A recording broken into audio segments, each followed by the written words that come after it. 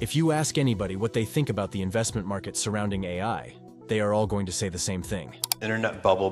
There will be a bubble. We are in an AI bubble. Bubble. Yeah, that's right. We are in a bubble, and it's easy to see why they might think so. The entire market is being carried by a few firms speculating about the future of AI.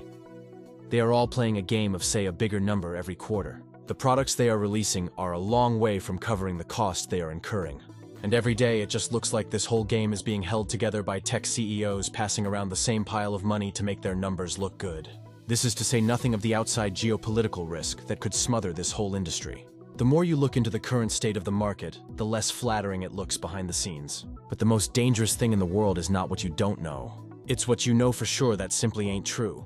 If everybody has agreed that this is a bubble, then why are informed investors still piling billions of dollars into it every month?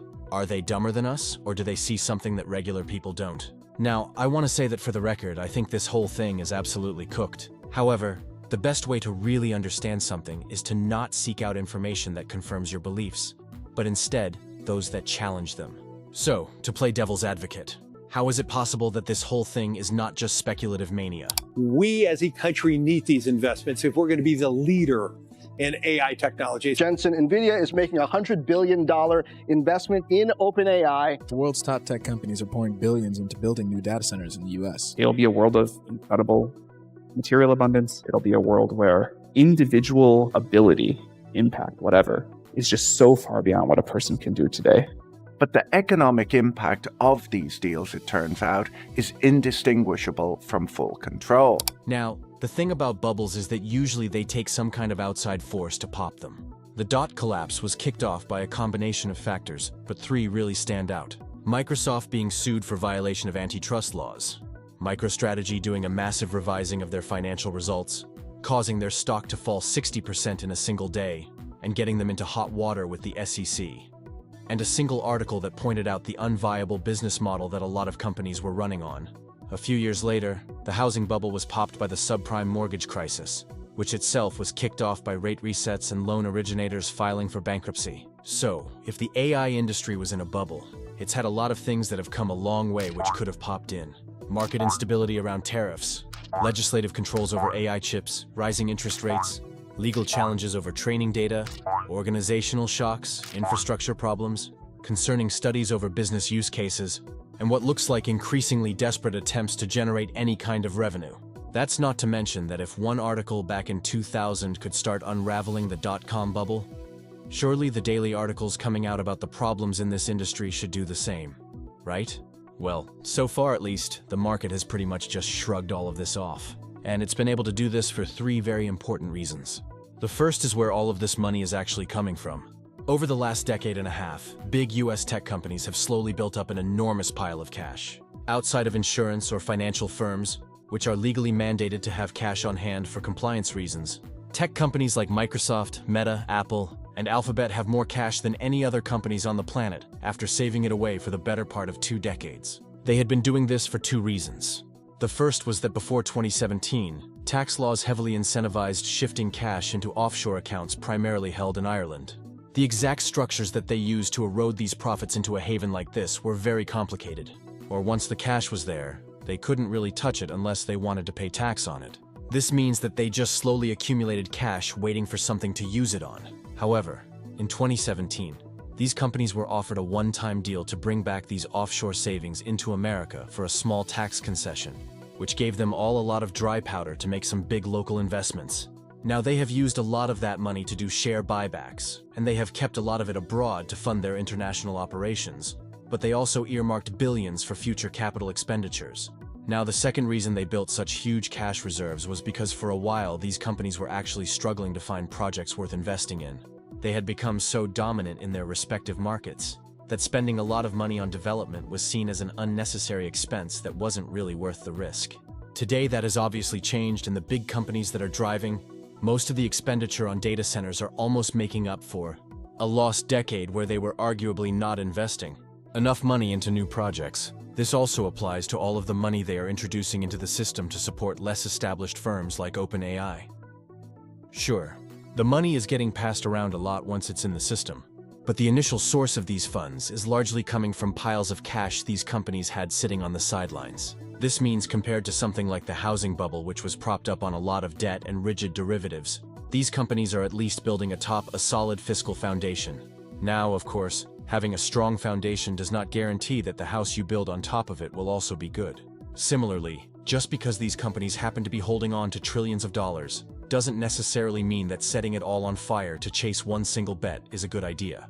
It also doesn't mean that regular investors won't get burned if this money suddenly gets yoked back off the table. So, it's time to learn how money works to find out what else could possibly explain this all not being a bubble. This week's video is sponsored by Cape, the privacy-first mobile carrier that's rethinking how phone service should work. Cape gives you premium nationwide coverage without tracking, profiling, or selling your data. They were built by experts in telecom and cybersecurity with one goal: to make mobile privacy and security something you don't have to compromise on. Traditional carriers have a track record of data breaches and surveillance. They build profiles on who you call, where you go, and what you do. Cape flips that model. They don't ask for your name, address, or social security number, and they automatically delete call metadata after 60 days. Plus, they run their own secure 4G, 5G core network, so they control the tech that keeps your data private, not the big carriers. What really stood out to me is how Cape handles SIM swaps. With most carriers, one phone call to customer support can let an attacker take over your number. Cape cuts that risk out completely. Your number is locked with a 24-word recovery phrase, so only you can move it. No customer service override, no insider access, just airtight security that actually makes sense in 2025. On top of that, every Cape plan includes encrypted voicemail and real-time network-level threat blocking. They're even partnering with Proton, so you can add Proton VPN Plus or Proton Unlimited for just $1. Cape's still in beta, but it's already trusted by security leaders at OpenAI, CrowdStrike, and more. If you're ready to protect your phone number and your data, visit Cape. Get Cape and use code HowManyWorks333 for 33% off your first 6 months of Cape. That's Cape. Get Cape. One of the most concerning trends that has developed in the space is the circular dealing between all of the companies involved in different areas of this industry. We first covered this about 2 months ago when Oracle's stock price spiked after reporting a huge data center rental commitment from OpenAI, who had raised billions of dollars from NVIDIA, who made that money in the first place, by selling graphics cards to companies like Oracle. Since then, the deals have only gotten bigger, and reporters have done a really good job piecing together just how far and wide this web of financial treaties goes. Now, most commentary has rightfully called this out as companies pulling themselves up by their own bootstraps. They're making their revenue look better than they really are by investing in their own customers. Not exactly a sustainable business model. However, to play devil's advocate again, there is something to be said about this strategy from a risk mitigation perspective. When people look back with the benefit of hindsight at the dot-com bubble, they all say the same thing. Yeah, the market was dumb. But after a major correction, there were still some big winners that emerged. Some of them being the same tech companies involved in the AI market right now. NVIDIA investing into a company like OpenAI right now looks a little bit suspicious. But had a company like AOL invested in Amazon back in 1999, we would probably be a little less critical. By investing up and down the supply chain, if you could call it that, these companies are in theory maximizing the chance that they will capture the value eventually, generated through AI. There is also one other really important detail that a lot of people gloss over when exposing this financial circle, HH. It's easy to look at this and conclude that this whole market is just a Ponzi scheme popped up by investor hype. The only problem with that deduction, though, is that they aren't really taking investors' money. Netted out, the major players in this industry are paying out far more money through dividends and stock buybacks than they are taking in through stock issuance or borrowing. When compared again to the dot bubble, the story was very different. Hyped companies were dependent on bringing in a continuous stream of investor money to keep the lights on in businesses that made no profit and often didn't even make any revenue. A company like OpenAI is also in this position where if they don't keep on bringing in new investors, they won't be able to continue operating. But they are not raising money from regular investors. They are primarily getting it off companies that have plenty of cash to invest. Now, I am not exactly going to say I feel bad for big tech companies, but nothing they do with their money right now is going to be popular. If they make capital investments into data centers, people will say they are blowing their money on chips that will be obsolete in 2 years' time. If they buy their own shares, people will call them out for driving up demand on an already overvalued stock. And if they buy shares in other companies, people will call them out for circular dealing. Yeah, I know. I am sure they are truly devastated. Now, with all of that said, that doesn't mean that these companies and the wider economy are completely safe. Share prices are clearly elevated on the expectation that AI products and services will eventually bring in trillions of dollars to major participants in this industry. If this doesn't pan out, then those prices could be reconsidered very quickly. The major incumbent players aren't at immediate risk of collapse because they still have far more cash than debt, and they still have functional parts of the business to fall back on. Their biggest risk is that if this does go tits up, then they will have to explain to their investors why they thought it was better to spend hundreds of billions of dollars on redundant data centers instead of just paying out that money to them.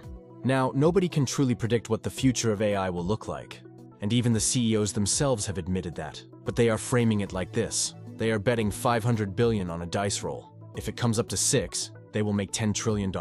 It's a risky bet, but that doesn't necessarily mean it's a bad bet. Oh, and it takes the sting off knowing that the government will probably be there to comp them some chips if they just keep the game going. But we don't say that part out loud. Now, if you are still not convinced, don't worry. I'm not convinced either. But go and watch this video next to find out why your opinions are absolutely meaningless anyway, economically speaking. And subscribe the channel. Thanks for watching.